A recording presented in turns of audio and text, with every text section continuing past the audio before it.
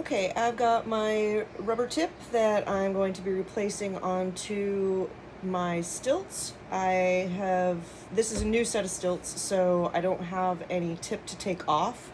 However, if you have stilts that already have a rubber tip on it and it's the round kind, then all you need to do is take a straight edge blade and just cut gently into the plastic and or to the rubber, and it'll come off. So once you get that off, if there's any sanding that you need to do, you can do so. If you've noticed that you've had the tips crack a little bit earlier than what you would like at the top rim, you can take some sandpaper and rub off the top edge of the more narrow part of the peg and see if that might actually help you not go through your tips as quickly.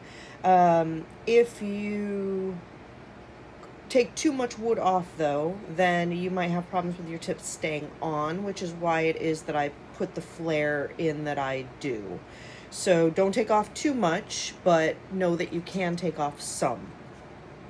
So anyway, I'm going to take my rounded peg, I'm going to put it on there. I'm just going to start to push it on, and as I push it on, I'm twisting it. So I'm pushing it on and twisting it. And then there's one little ridge in there. I'll show you on a separate one. There's a little ridge in there, and you want to be able to push it on by hand past that first ridge at least. And you want to be able to put your tip on straight. You don't want it to be tilted.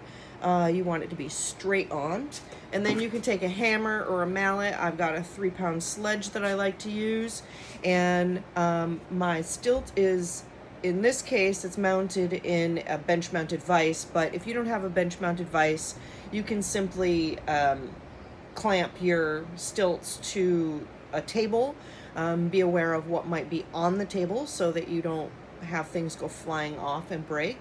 Alternatively, you can tilt your stilts down into the corner of the floor and wall, and then be able to have the stilts have something to push against when you're hammering the rubber tip on. So I'm going to secure my end, and I'm just going to hit, and as I hit, I'm going to hit it in a circle around on the bottom. You can hit as hard as you need to. If the stilts can't take this, then they don't deserve to be on somebody's legs, so don't worry. So it's all the way seated now. I'm just going to double check to make sure that there was no issues when it went on. And then I'm going to take some tape. You can use electrical tape, gaffer's tape. You could use duct tape. The problem with duct tape is that it dries out and it gets very, very sticky and leaves extra residue. So I don't really like to use duct tape, but electrical tape is great, and so is gaffer's tape. So I start at the bottom and I overlap this little ridge that's there.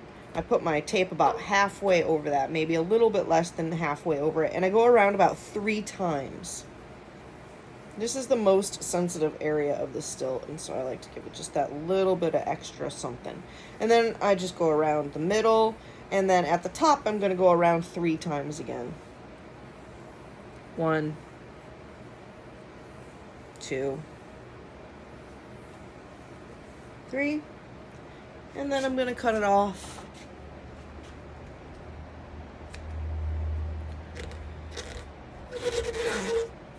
Run my hand around it a few times, make sure that I've got it completely stuck on there.